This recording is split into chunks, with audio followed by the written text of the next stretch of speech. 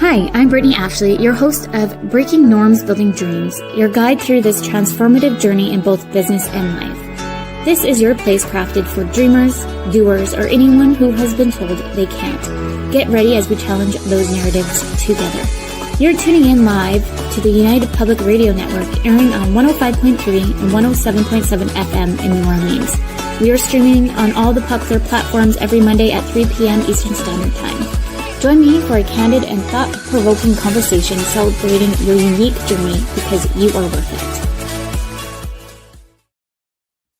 Hello, everyone. Happy Monday, if we can believe it, that we are at Monday again and almost at the end of the month. I was just saying to Patricia that I've been super sick. Why no one has seen me for some time, but I'm back here Monday. You made it. You made it. I made it. For anyone new here, welcome to Breaking Norms, Building Dreams. I'm your host, Brittney Ashley, and we are broadcasting live on the United Public Radio Network and UFO Paranormal Radio Network on 105.3 and 107.7 in New Orleans. Get ready to escape the next hour as we break norms and build dreams with Patricia today. Well, you've been on the show again before. It's actually been a whole year, hey? Yes, it has. I was actually looking at our old notes. I'm like, oh, it's been almost a year. It is. That's crazy. It's crazy. Well, welcome back. Thank you so much. I was just like we were talking about, like, it's just like you think things sound far away, and then all of a sudden they're here, and you're like, wow, a whole year. How is that possible? And yet, here we are. It's just like when you have kids. They just grow so fast, and you're like, this feels like it's forever. When you have a newborn, you're like, I'm never sleeping ever again, and all of a sudden you're like, oh my gosh, you're like a real human now. Right? You blink and they're already almost off to high school or whichever. Yeah. Well, I'll do a little introduction for those who do not know Patricia. Patricia helps moms with adult ADHD work with their unique brains and get their ish together. Well, I wasn't sure if we were allowed to say swear words, so ish is my substitute word. That, not copyright.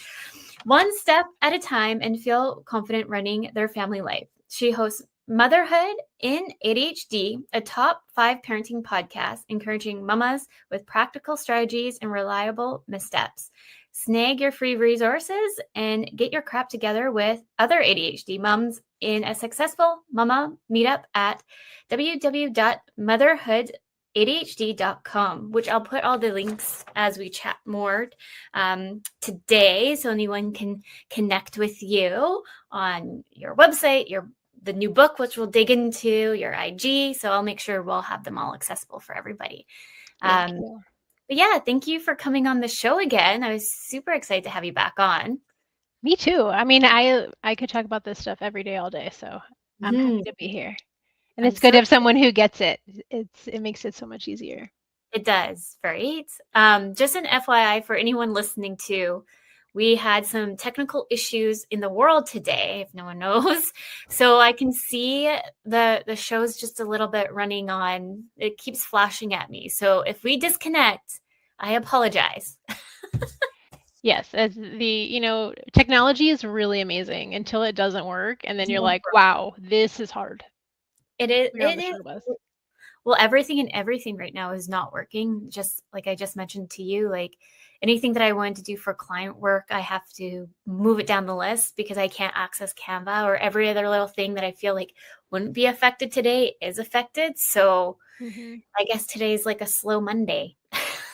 I will appreciate that, because just like you were saying, you've been recovering. One of my kids had a stomach bug this weekend. And so I'm going to take that slow Monday and say thank you to the universe and to the world and be like, I could use a slow day today. That's for sure. And we'll hope that everything rolls out just fine. Yes. Well, we'll be positive. The hour goes by super fast. It does. Especially when you're talking to people you like. Yes. Well, maybe you can just, I know I did my little bio of you, but maybe you can just remind everybody else who Patricia is, what you do, and how you got started. So I am an ADHD coach for moms. So not moms of kids who have ADHD, but actual moms who have ADHD. Now, there's a pretty good chance they also have kids with ADHD because it is linked through families. However, my job is to specifically help moms. So my background is in education. I taught middle school for many years, and I always thought I would go back to the classroom when once my kids were back in school. But God had other plans for me, and I started the podcast 6.5 years ago. So I've got almost 300 episodes of ways to support Amazing. moms who have ADHD, which is like just crazy to me. Especially somebody with ADHD, it's like usually I don't stick with things that long. It's like once I got the hang of it and I'm good at it, I'm like, well, brush that off. Next on the list. So that's True. this was meant to be what I'm doing if I'm still here 6.5 years later and 300 episodes Yes. later. I have not gotten bored yet.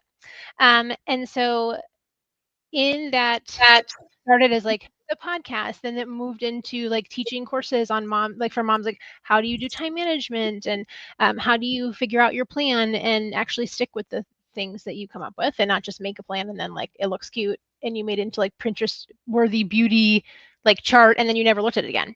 And then it came into, I think, started coaching and meeting with clients one-on-one and in groups and helping moms really figure out like how do you live well with ADHD?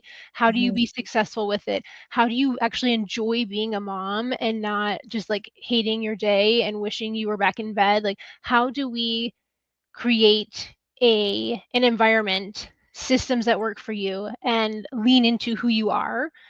And it's not just this like shame cycle of like you're the suckiest human that ever lived. You really can figure out how to do this well when you have help, when you have somebody who understands how your brain works. And so that's how I ended up where I am now. That's it. Amazing. Who knew? But here I am. I love it. And I feel like the universe, we're just talking about the universe in general, but I find like the universe sometimes pushes us in direction. Sometimes you're like, I'll just talk about me for a minute. Every time I would go to a 9-to-5 job and I would start Crave Dynamics, kind of like a side hustle, not thinking like, yes, I was really passionate about, yes, I really wanted to see it be these big things, but I still needed income because I think we still live in that world of scarcity. So we still want to make sure there's that kind of steady flow of income. And so every time I'd go get a 9-to-5, I kid you not, like within 6 to few weeks, be like fired or just let go or just couldn't do it anymore. The universe just kind of like kept bringing me back to Crave Dynamics. And the amount of times, I kid you not, and this year alone, I've keep seeing 111s, like across of everywhere. Where which if you're really into angel numbers, it just means that you're in alignment of the right path and keep like following your intuition, following your gut. Like the guides will guide you.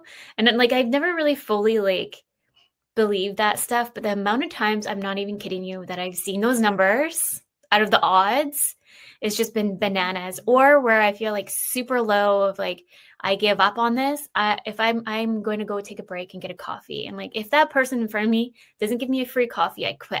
And it's like, I've random, like ridiculous things like that. Right. But I got a coffee. I'm like, what is the universe tell me? Stick with it. It's hard. I think sometimes we get this idea that like if it was meant to be, it'd be really easy. And that's not always true. Like sometimes, yeah, it is really easy because you're living into like your values and like what you're good at. But like the world is still hard. Like things are still hard. And it doesn't always have to be easy to show that like it's meant to be. And anytime we're in these challenges, that growth is what like those challenges would help us grow. And that's how we get better at what we're doing when we go through struggles. That's how we relate to people. Like all of that hard stuff makes us better people, helps us grow. And so, yeah, sometimes, you just want to throw in the towel. Like I have the same thing of like, man, like this running your own business is not for the faint of heart. And even though I love what I do, when you're an entrepreneur, you're doing what you do, but then you're also doing all the other stuff that comes with you're running your own business. And so it's like, yes, some parts of my job I love and they're so easy. And the other parts it's like, wow, I am going to have to like do some YouTube research or find someone who knows a lot about this and learn how to do something new. And those are also the things that like help me grow and realize like, hey, I tried this really hard thing. I learned a lot from it. I learned also that I don't want to do it anymore. And I'm going to outsource that. But that is how we grow. as an entrepreneur, as a leader, as a person. And so, yeah, sometimes even when we're doing what we're really meant to do, sometimes it's still really hard and you want to throw in the towel. So I don't blame you at Yeah. all. Well, it's like a roller coaster, and then we throw in kids in the mix too. So Yes. it just makes it even more fun and interesting for us. Yeah. I mean, I was lamenting today to my business coach that I have, like, my kid had the stomach bug over the weekend. And so, like, my house is still in chaos where there's, like, sheets out and, the throw up buckets still. I have to put all that away. And our taxes are due today because we filed for an extension. So we had to, like, get all this tax stuff done. And my kids have 2 half days this week because it's parent teacher conferences. And it's like, okay, well, my 5-day week just turned into like maybe like 2/3 of a day that I have left to get stuff done. And you're like, okay, I don't know how this is all going to happen, but just keep on trucking. You know what I've tried to do for anyone listening to is I think we as moms too, we put so much pressure on ourselves on a daily basis / weekly basis. And I'm such a perfectionist. I've learned, I think after having kids has helped me not to be a perfectionist per se, but it still shows up. Like I can see it show up in so many different ways, but it's how I kind of respond to the perfectionist piece and how I let move things go and try to give myself more grace in certain areas. So like I was just saying, I was super sick for the last 3 weeks. I felt like completely death, completely foggy brain. Like I completely felt not when I had meetings. Like I don't even remember my meetings the last few weeks because I also was on medication, like daily, just to get through the day so I can have the meetings. But I'm like, I really could not remember half the things. So at the end of the day, I was like to myself, I was like, you know what, your body's telling you need to focus on you right now, and you need to focus on getting better. So minimize how much work you do in the daily and make sure you rest, sleep, and then you still have to take care of kids in between. I remember the very first day when I was like getting the kids to school, I think I like really pushed myself just to drop them off. And I was like, feel like they should have like a bus system that moms can call in and be like, I'm sick today, come pick up my kids. Like a substitute Uber bus situation. No, for sure. Because I mean, that's something I work a lot with clients on, is like we expect ourselves to be able to do all the things, even when like just life happens, kids happen, stomach bugs happen. And because like, there was that one time 2 years ago that we had that unicorn day where we did so many things and we got the whole to-do list done and we reorganized the entire pantry, and it was just like the greatest day that ever lived. And then we compare all the following days to that same level of excellence, that same level of like inhuman productivity that we accomplished that one time. And we don't give ourselves that grace to be human and to know like we're raising humans, and you don't get to choose when your toddler has a meltdown. You don't get to choose when your kid gets the stomach bug. And so we do a lot of work around like, well, what is the bare minimum? Like on your value system, what's the bare minimum that has to get done? Like, is laundry, does laundry have to get done? It's like if you have 6 kids, you might be like, yeah, laundry has to get done no matter what because I got too many humans to clothe. And then other people be like, you know what? The laundry can sit there for another week and I'll live. And so you figure out like what are the most important things for your family and for you to be able to get done. And then that way your measuring stick is such a smaller list of like, okay, well, when disaster strikes, the only things I have to do are like feed everyone, put their clothes on, get them out the door, and everything else can fall by the wayside. And you might have 7 things on that list that have to get done, but like knowing like, hey, it's okay if you didn't also run errands and put gas in your car and while you're dealing with this extra thing, whether it's the stomach bug or whether it's like an elderly parent who needs help. Like things are always going to show up. And like you said, like having that perfectionist meter of like, I mean, most of my clients fall in that category of like recovering perfectionist, and knowing like where is it that perfectionism is helpful to you and where it drives you to do your best. And then on the flip side, also, where is it hurting you and where is it like upholding these unrealistic expectations that are just not possible in the season that you're in. because you're not stuck there forever. But like right now in this season, what do you need? 100%. And I know we were just talking too about like taxes, because I just filed my year end for my business, and like it was coming to the due date, and I'm pretty on top of it, but like sometimes you're waiting for the accountant or vice versa. Yeah. And I just remember like kind of stressing out of like, it felt like it was out of my control. And so I was kind of spiraling a little bit, but then it's like, okay, deep breath, take a step back. You know that you've done everything you can do to get those documents, say, in the accountant's hand. At this point, like there's only so much you can do, unfortunately. But like I'm like also too, like I'm a stickler on like, I don't want the CRA to call me. I don't want in my phone, here's my money, leave me alone. Yes. And that like we have to learn that grace for ourselves. And it's hard because especially when you are neurodivergent, like you've put so many systems and rules in place for yourself so that you don't fail, so that you're able to keep up with all the things that people are telling you that you need to be doing or should be doing. And as you grow up and become an adult and you realize like, oh, wow, I get to choose a lot of these things. I get to decide what is like a real rule and not a real rule. Like, for example, last night we were out to dinner at a very family friendly restaurant, and it has this like play area outside, and I was going to meet up at a friend's after dinner, and right as I'm about to leave, I go to say bye to my oldest, who's 10, and I don't see him anywhere. So I asked my husband, like, hey, where is he? I'm gonna say goodbye. And he's like, oh, I don't know. I asked my other kid, he doesn't know. All of a sudden, like my kid's missing. So, you know, you're like sheer panic. You're like, there's like this chaos of children on the playground area, and we're trying to find him. And, you know, so my husband runs to check the restroom, and he's in there. And he's like, well, I told my cousin where I was. Yeah.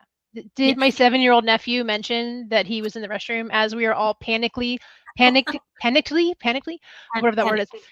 Like we are panicking and looking for Elijah. And at no point does my nephew say, he's in the bathroom. Like, so then because we ended up looking for him, you know, I ended up being like 10 minutes late to the event that I had afterwards. And I felt so awful because as someone who's neurodivergent, I have often been late in my life, and I've worked really hard not to be late at things. And it like, I was like panicking when I was driving there. Like, again, I'm still like, I'm running behind. And then of course I missed the turn, which means I'm another 3 minutes late. Like, and it's just adding on, and like getting to that point to be like, you know what? The reason you were late is because your kid was missing. Yeah. You weren't just like, cool, let me like watch 5 more minutes of this TV show. It's not that. You were trying to make sure that your child was safe. And that is an okay reason to be late. It sucks that you're running late. I'm sorry that everybody else was waiting on me. But I also know that all those other people in the room, if their kid was missing, they would also be like, yes, I am going to be late to this thing so I can find my kid and make sure that they're okay. And like rewriting that story in our minds instead of like, oh, wow, you're such a horrible human. Why don't you know where your kid is? You know, you're running late because you were irresponsible. It's like turning that like narration around when, first of all, most of us don't even realize that that's happening. But to be like, no, this is not the case. You're not being lazy. You're not being irresponsible. You are making sure your child's okay. And if any of these people were like, hey, you should have been on time, none of them are going to be like, oh, wow, your kid was missing. Oh, well, you should have just left anyway. And if they were, I don't care about their opinion. They are not somebody's opinion I value. So it's like that walking through that and being able to recognize like this was not a life this was not my like moral feeling as a human that I was running behind to this event. Yeah. That was a good decision. But a lot of times we don't give ourselves that grace. It's just that old narration that's like, yeah, you messed up again. And that's really hard for so many of us. 100%. And putting on top of being like a people pleaser too. So for me, like it's taken like anyone listening, they're like, oh, like they talk about this as I'm doing a presentation on Saturday, and it's all about being authentically who you are, unapologetically you, and overcoming imposter syndrome, money trauma, and all these things. And I was reading through my notes and I was like, oh, I feel like they're going to think I'm like mastering this because I'm talking about it. And it's like, no, like I'm still doing it every single day. Like I struggle with imposter syndrome every single day because those who have neurodivergent tendencies and or ADHD, dyslexia, or anything under the sun, it shows up so much more for us. And so it's just like, I want the world to understand, whoever's listening, that even though it looks like we're talking about all these things as if we're experts, and yeah, we've done this a long time, but we've worked so hard to overcome, fix our mindset, repivot when things start to spiral, because we understand why we need to kind of pivot and understand and reframe some of how we're talking to ourselves, because we wouldn't talk to our friends like that.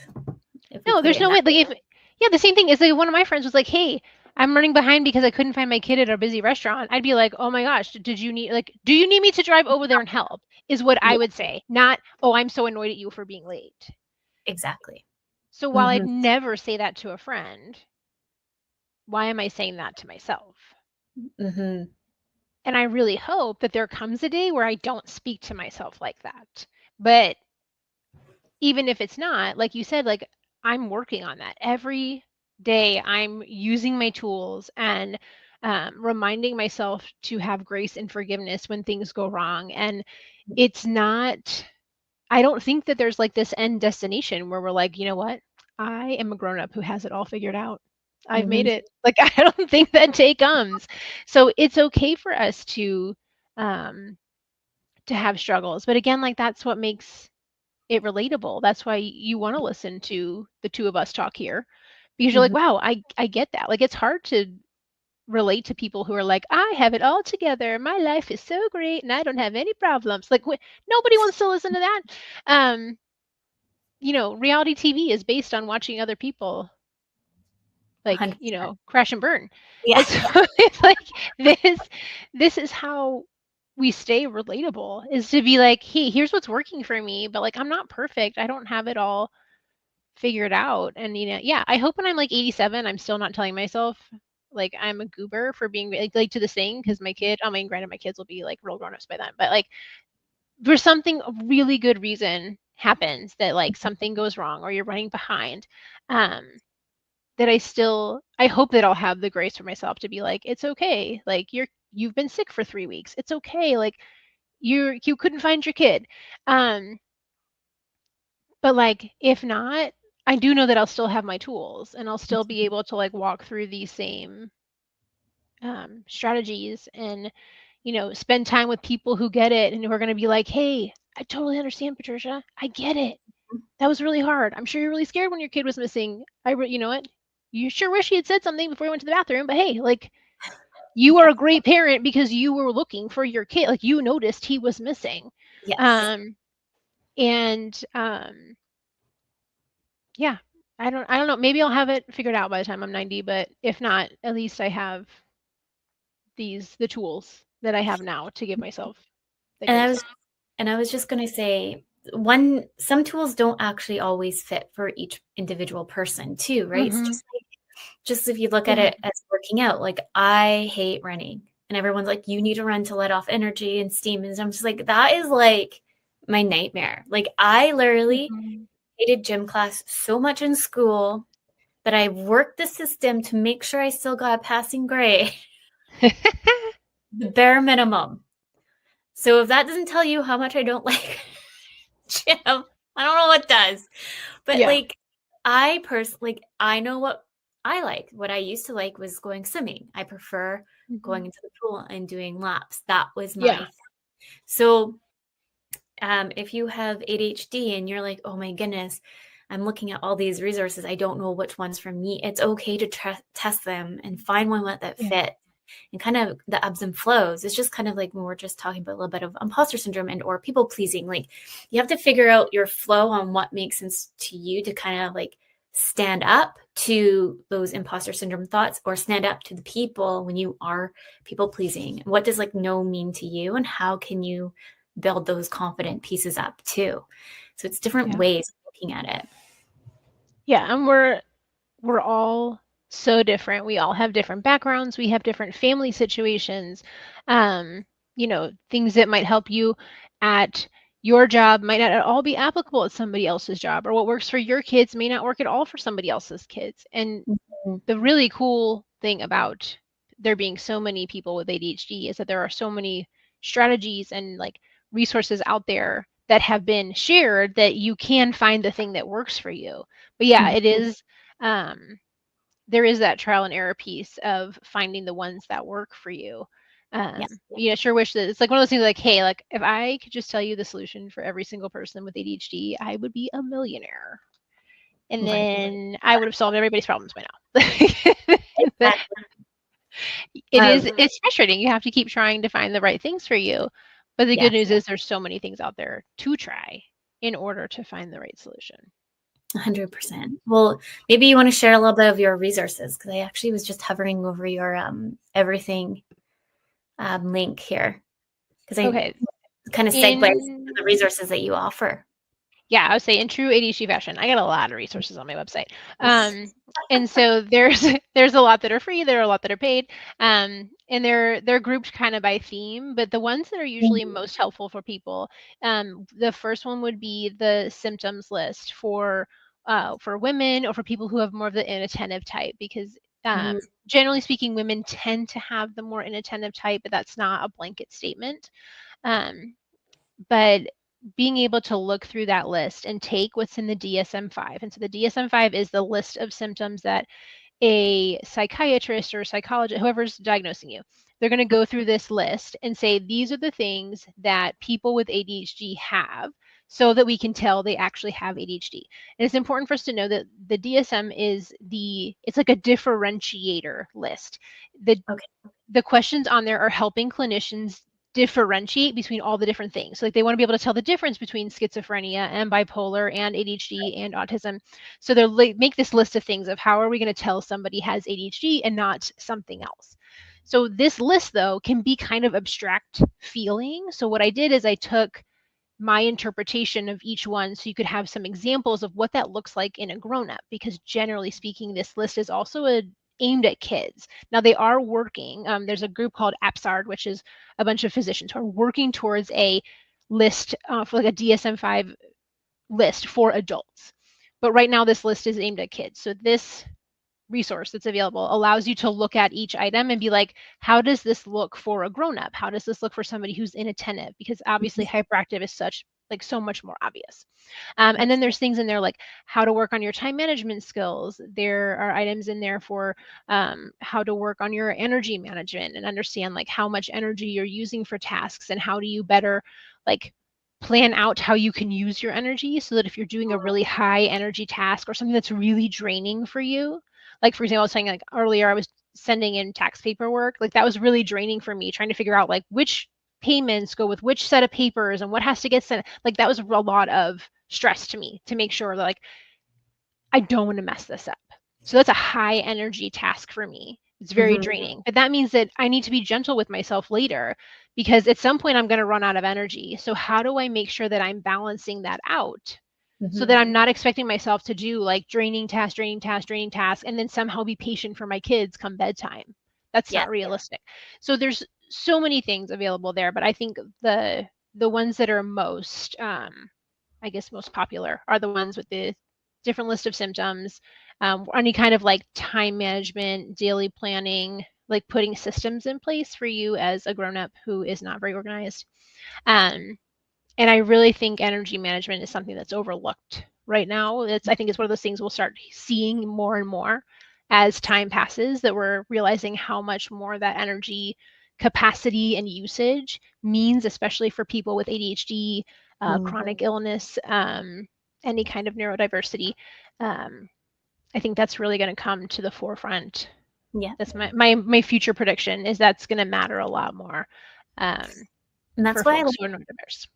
Yeah, I love that. I like finding things that are repetitive that I hate, for example, and think of like ways, how can I automate them or systemize them with tech? Because I don't know if has watched prior shows, but my background is also in tech. And so I always like trying to find programs, CRMs that work with me than against me. So things are automated. So for example, like I hate reminding individuals when they miss a payment. Like I hate it because I feel so guilty about it. And this is where the trauma of money comes in. I just did a really good workshop. Talk about kids come in. My dog just came flying through the door. He's like a kid.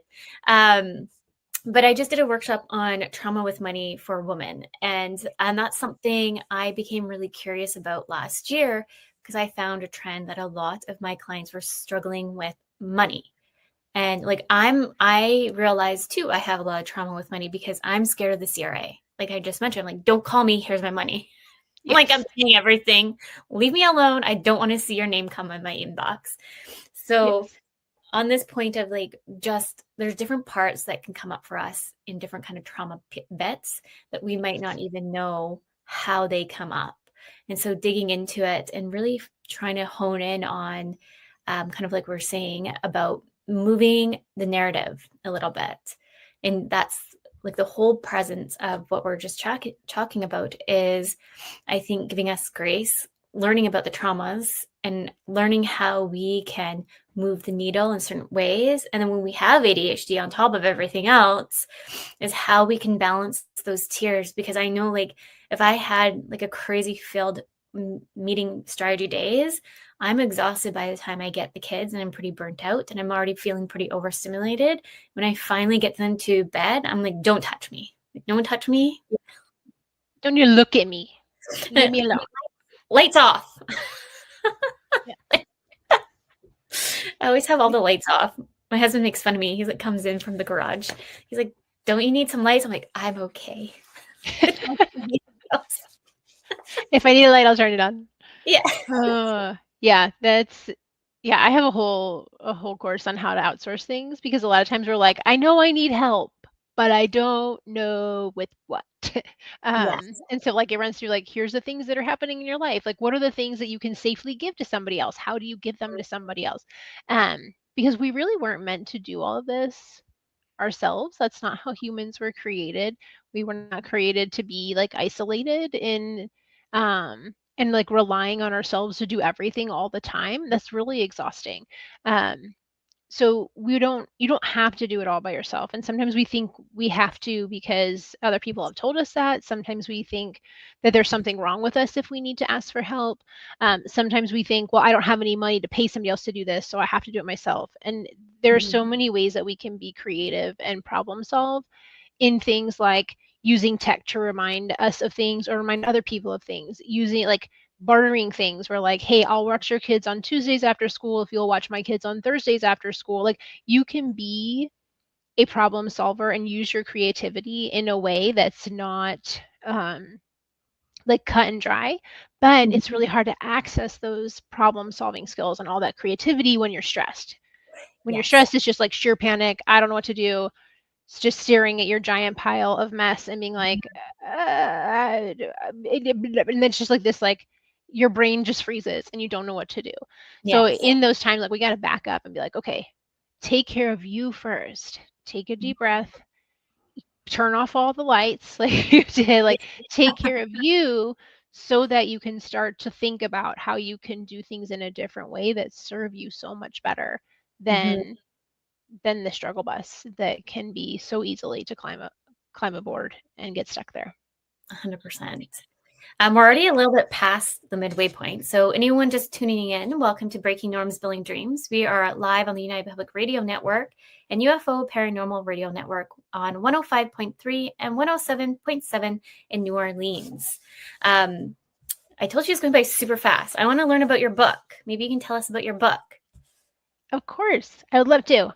I'm really excited about this because right now there's no resources available for moms and for parents who are struggling with ADHD themselves. There's lots of books on how to parent your kids, but not on how you like take care of yourself. So the book is a like a dual purpose. Like it's understanding why ADHD makes parenting so much harder. And a lot of the ways that ADHD kind of is like more sneaky when you are a woman someone who identifies as a woman, who's been raised as a woman, the way you've been socialized, and like you mentioned, the people pleasing, all the masking that happens, especially for those of us who think we're supposed to have it all together, and you have, be able to organize the school book fair and remember that Thursday special dress up day. Like, it's so much that we're expected to do. So understanding how does ADHD play into that, and where it's making it harder, because when we understand the patterns there, we understand why, then we can do something about it. And like that, understanding like who you are and learning to trust yourself more, because that's one of the most common themes that I find in my clients, is that we've spent so many years thinking that we're doing this wrong, or like we misunderstood something because our perspective is so different and our level of self-trust is significantly lower than a lot of other people. So how do we build that back up so that we can listen to ourselves and know, like, this is the right answer for me? I trust that, like, when I decide this is the right answer. Like, how do we make decisions easier so it's not this like decision spiral and like weighing all the options for 42 years before we make a decision? So there's that like mindset piece. And then there's just this practical strategies of things that work and what's worked for my clients and things that they've shared with me. And like, what are those tools that we mentioned, like in one list, so that you can go there and be like, okay, I'm struggling with this. Here's my options, A, B, C, D, and you can pick one and try it. It didn't work. Cool. Go to letter D, pick that one. Did it work? Nope. Okay, try F. And knowing that then like the ideas are all in one place that you can try, and you're not flipping through like the entire book trying to locate something. So you've got like, how does ADHD play into it? How do we take care of ourselves and learn to trust ourselves? And then the practical strategies in a really easy to find way. I love that. I can't wait for it to come out. For anyone, you said January? Yes, February 2027. So 2027. So we have to get on the whole wait year. list. Yes. So I've got the waitlist website there that you've put up. My manuscript is due in January. So I'm like a little past halfway writing it, which is really cool to see it come together. And then it takes a whole year for the publishing company to do their bit and, proofread it and copy editing and like how to like arrange it on the page and design the cover. I mean, I'm learning so much that I did not know about the publishing industry. That's for sure. So amazing. That's so exciting. It's patriciasung.com/book for anyone just listening to us and they can't see the YouTube. That's true. I forget sometimes. I'm like, I can see it.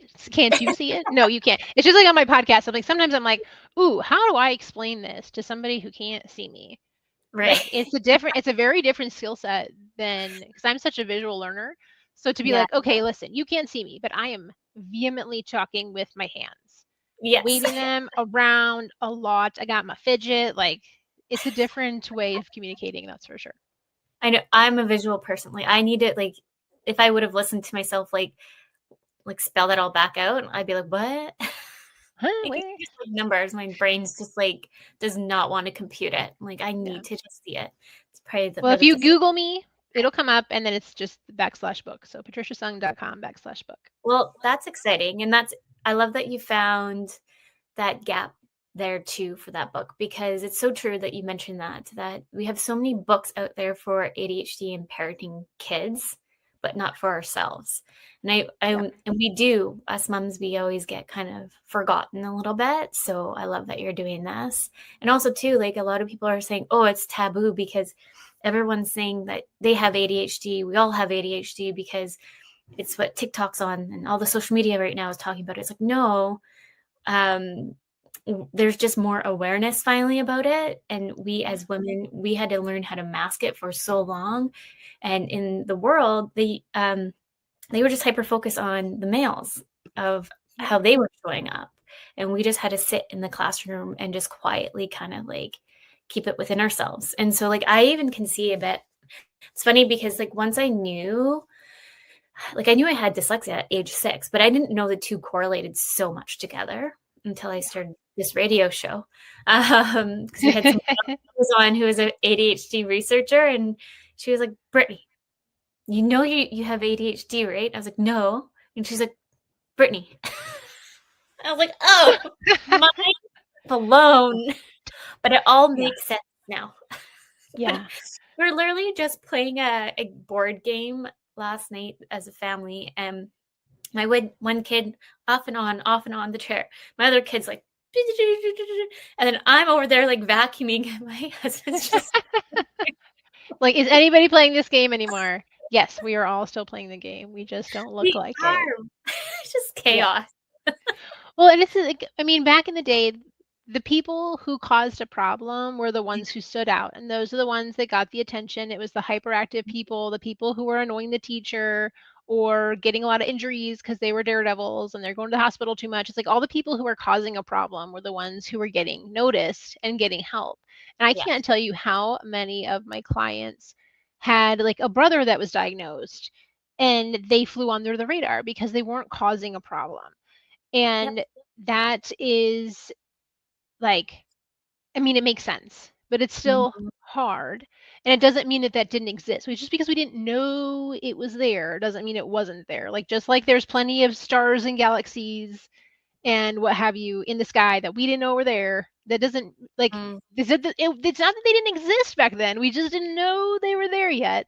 And so it clearly there was a lot of autism, a lot of ADHD going on for all of time. Like, I saw the best meme a couple days ago where they were like, oh, sure, there wasn't any autism back in the day. Wonder where we got this 10-volume encyclopedia about ferns. And you're like, it's like this really old book that's like clearly from like the early 1900s. I'm dating myself. The early 1900s. It's like, no, we all had that weird uncle. He just stayed at home and the people didn't know he was there because he stayed at home. Like, it's not that it existed. You just didn't realize it was there. We didn't call it that. We just called it Weird Uncle So-and-so. Like, it was there. And now's the time where we're putting all the pieces together and realizing, oh, wow, this is so much bigger than we thought it was. There's, you know, they say it's something between like 2 and 5% of people have ADHD. And I actually think it's closer to 10% because there's so many people who are undiagnosed. So many people who are, yes, they're watching the TikToks and seeing like, oh, wow, that rings a little too close to home. But they're like, but I got it figured out so far. So they don't go ask for help. And so there's so many people that are unaccounted for, but it's not that they don't exist. We just didn't have the measurement capacity or like quality. Like, we didn't know what to look for, and we also weren't trying to find it back then. 100%. And now we're realizing like, oh, this isn't just the kids who are bouncing off the walls in 3rd grade. It's not just the people who are you know, struggling to function in society in an obvious way. Like, I really think most of the prison system is filled with people who have ADHD. I think most casinos are filled with people who have ADHD. I think most drug addictions are fueled by people with ADHD trying to escape. And so, like, if we can go in and find the connections here and put the pieces together, we can solve so many of the problems plaguing our society because we know what it's rooted in, because we're going to treat an ADHD addiction very differently than just a regular old, well, wow, I don't know why that happened addiction.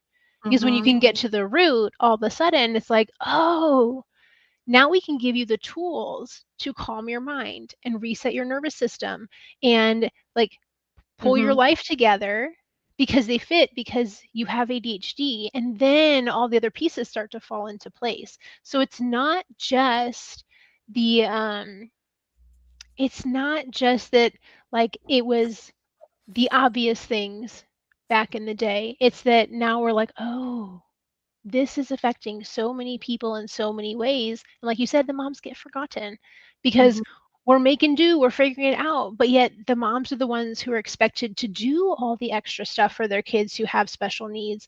You're like, hey, I can't remember to cook dinner every night, but you want me to do these special exercises with my kid and find the special dyslexia paper so that they can print their homework on, and they need to go to karate and get their energy out 3 times a week. And like all of a sudden you're taking this mom who's already struggling, asking her to do 75% more stuff. Yeah. And then surprise when she's like, I'm burnt out and like want to escape.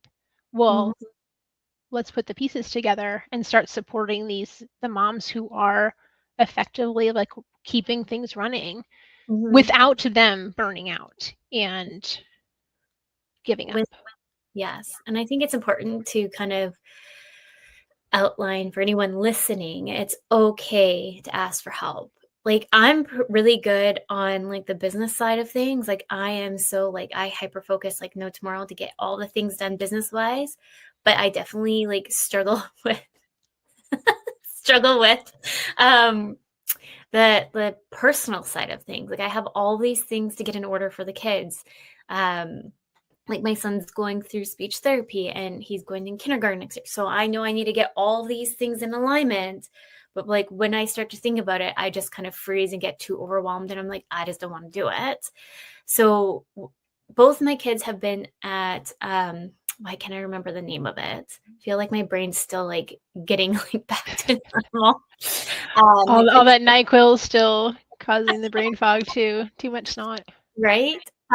It's the part of the children's hospital here locally, and they have like a nurse program. So if your kids are behind in certain milestones, you can sign up for it and they help you till kindergarten. So long story short, both my kids have been in the program. So I've been part of that program for almost 7 years, which is crazy to think that it's almost coming to an end. But what they did for me was, do you need help or extra support just for you? And I'm like, I don't need help. Like, I just like want to. I'm fine. I'll figure it out. And then I was like, no, but maybe I do need help. So they paired me with kind of like a nurse practitioner. Maybe she could be a psychologist. I don't really know. I never really asked. I was just like, sure. At the end of the day, she's kind of acting like an accountability coach partner with me to get the personal stuff done. Because once I see a lot of these paperwork, like I'm trying to get some extra funding in from the Métis Association. So I have to fill all this extra work out to get extra support for speech therapy and Like, it's just like, and it's not just for one, I have to do it for both kids. Like, yeah. So I just feel like, okay, like I need to take it one step at a time, but even that one step that feels so little, I just don't want to do it because I'm already like tapped out. So having this person, so anyone listening, it's okay to ask for help, and it's okay to find that person to try to help move the needle. And so we realized that it's easier for me to come in personally versus Zoom, and we sit down and we knock out all the things that I need to get done in that 1 hour, 2 hours. Sometimes we block out. So I'm actually like able to move the needle, and I don't leave until we've have some like slotted in dates or reached out to so-and-so, and it's just there, which just reminded me to do something.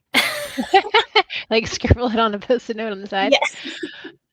And that like, it's okay that you need help. Like, you were not meant to function on your own. That's not how people were designed. Humans were not designed that way. And it's okay to ask for help. You're not bothering that person. And if they do find it a bother, then they're not the right person to ask for help. Because like, how many times do we see our friends struggling with something? Like, you know, they've got someone in their family has a big health issue, or they're trying to care for an older parent, and we're like, hey, like, do you need me to drop off dinner? Or like, can I pick your kids up and take them? So like, we're happy to help when we like know that we could do something. But a lot of times the other person's like, I don't really know what I need help with, or I don't want to bother you. And if we're all leaning on each other a little bit, then it's not a burden. And are also like, I had a friend tell me like, well, I don't want to ask you for anything, Patricia, because you don't ever ask me for anything. And I realized like, oh, well, I don't want to come off like as someone who doesn't need help. I'm like, but I have my help. Like, in my business, like I have an assistant. So it's like I asked those people for help and I wasn't leaning on my friends. And I was like, oh, noted. Okay. So I've made sure that like I am asking friends for things, even when it's something tiny, like, like I was mentioning earlier, my kids walked home from school today by themselves. And this was the first time they had walked home by themselves. And so on Thursday, I texted some of the moms that we normally walk like kind of like most of the way with. I was like, hey, my kids are walking home for the first time by themselves today. Can you like, you don't have to do anything. Can you just like kind of keep an eye out and make sure everything's fine? And it's like those literally like is no like extra effort beyond like a couple seconds of stress for this mom to be like, did your kid look before he crossed the street both ways? Like that's it. And so even just asking that friend for something really simple lets you like start asking for help and like showing yourself like it's okay to ask for help. It's okay to like these little ways of like, you go pick up your coffee and, they didn't put on like the right lid that like, it's like the lid's broken. And like, rather than just being like, I'll just make do with the broken lid, is to say like, oh, could I please have another lid? Like those little tiny requests of asking for help teach us that like confirmation, like just you're saying like, oh, I'm like seeing these numbers over and over again. It's because you're confirming to yourself the things that you're looking for. You see it and it's like, oh, that gives me like a boost. It's like to do that tiny little thing and ask for help and the other person's like, sure, no problem, here's your lid, sure, no problem, I'll keep an eye on your kid. Like that shows you it's okay to ask for help and gives you that little boost of like, well, what if I ask for something a little bit more? And then that friend also feels okay to ask you for something. And so that's how we build friendships, though. If we never need those people and they never need us, like what kind of friendship is that? So we need to ask for help. 100%. It's just kind of like if you're in a relationship, it takes two. It's not just the one person. So even a friendship and vice versa. I was going to say, like, when you were talking about like the lid situation, I was like, what comes up for me right there is guilt. Even though I didn't do anything wrong with the lid or but I feel guilty asking for another lid because I feel like I'm a bother. So I know one of my questions for you is like, how do we maybe reframe that a little bit, reframe maybe that notion or just feeling like we're negative self-talk perhaps. Yeah. And it depends on like where it's coming from. Cause like, again, everybody's different as to why they feel guilty about that. But it's like asking yourself what's underneath that. So like when you think about like, well, I feel guilty bothering them. Yeah. Like what's the reason that you feel guilty for bothering them? So like if you think about that. I guess I'm like, I don't want to be a bother because I already know you're busy and I'll just figure it out. I think it's just like a natural trend. Yeah.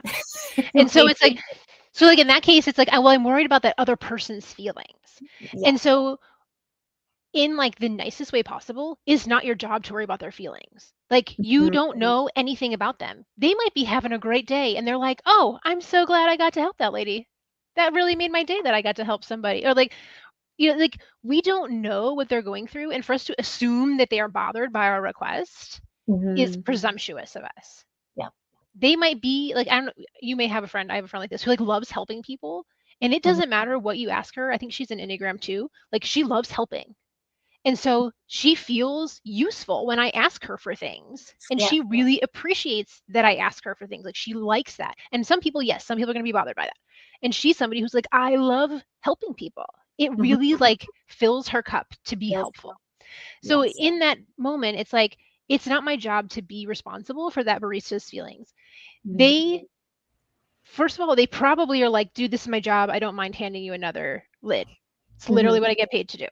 And if they're having a bad day, like that's on them.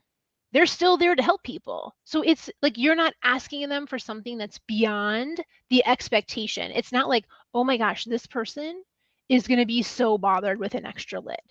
Like that extra 3 seconds it takes them to be like, let me wear this. Here you go. Like it's really not bothering them that much. And if it happens to be that they're just having a really awful day, then it might, but like the percentage of that's probably like less than 2%. 98% of the time, they're like, this is my job. I literally get paid to do this. I will give you another lid. It's that tiny moment, like there's that tiny percentage of like, maybe they did have a really bad day. Maybe their cat died and their girlfriend dumped that, like, who knows? But also like in that moment, that might be the moment where you get to like look them in the eye and be like, thank you so much. I really appreciate you helping me. And then you just boosted them. So like for us to assume that they are so bothered by this request is silly on our part. Like it is unreasonable. And when we can say that to ourselves, like that's the logic side. So sometimes it's still like, I don't really believe you, Patricia. It's that practicing that allows us to see like, hey, I'm so like, and it's okay to be like, I'm so sorry. Would you mind giving me another lid? This one's cracked. And like, if they do really struggle, it's like, it's not on you. You're not responsible for that. It's okay to ask for help. Like you equally deserve a functioning lid. Yes. Like as them like having a good day, but like your lid's not the make or break of their day. And if it is, clearly there was a lot going on that you were not a part of, the 99% of whatever happened before you showed up. Yeah. Like, so it's that practicing of like, it's okay for me to ask for the lid. This person is not going to be that greatly inconvenienced. And I can say that because I'm that person too. I'm like, I am so sorry to send back this hamburger with cheese because I am lactose intolerant and literally cannot consume this. And I specifically ordered it very clearly with no cheese because I am allergic to cheese. And yet you still gave me the one with cheese. Like I have had to work through that for decades. And it really is just the practicing to be like, it was okay that I did the lid. The person did not bite my head off. And if they do bite your head off, that lid was not the reason they bit your head off. They were having some kind of day before you showed up. And and it's just the practicing of that. And like some people will have other reasons for it, but it's that like asking underneath, like really what's the reason? Like some people were just told, like they had not nice parents and they were told their whole lives, like, you're not allowed to bother, don't bother me, you're a bother. And that's a very different way of like, we would approach this in a different way of like, you know, rewriting that narrative that someone else told you you're a bother when you are not a bother. Like you are a lovely human. And you know what, that barista was probably so excited to have a customer who was like, thank you for what you do every day. You make my life better with this coffee. I really appreciate you. Like there are so many ways that we can rewrite the story that's going on in our head. And sometimes with ADHD, we rewrite it. Yes, we do. Oh my goodness, that person looked at me weird. What did I do wrong? What? And like, there's so many times where like we literally have to like remind ourselves that like not every look is about you. Sometimes they're just having a bad day. Sometimes they were like thinking about their, you know, that rude comment that the lady at the grocery store made to them earlier. Like we don't know what's going on with them. And so unless we ask and also that they're in a place to answer truthfully, because sometimes people are in such a place that like they can't answer that question well. But like we assume so much, and most of the problems are not our fault and were not directed at us. And it takes a while to rewrite that narrative in your mind to be like, you're not a bother. You are welcome to ask for a spoon to eat your soup. You deserve that spoon. It is okay that you bothered that person for a spoon because, like, for example, like when I was waiting tables, if I forgot the spoon, I'd feel real bad that you didn't have a spoon. And I'd feel real bad if you waited 10 minutes for a spoon. Like, I really wish that you would just ask me for the spoon right away. Yeah. Because I feel worse that you assumed I would notice the spoon and then I didn't, and then you didn't get to eat your soup while it was hot. Like, please tell me that you need a spoon immediately. Yes. I don't want to feel bad about it 10 minutes later that you didn't have a spoon. So like sometimes that asking actually helps the other person not feel bad. 100%. Well, I absolutely love having you back on the show. We're already at time. We're almost past time. I told you it would go by super fast. I like talking with you. I know. I love having you on. So we'll obviously have you back. For anyone just tuning in, please tune in next week.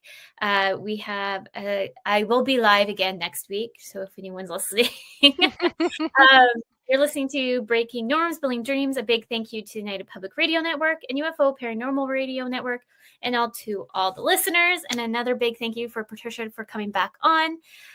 Make sure you sign up for her book that's going to be launched in 2027.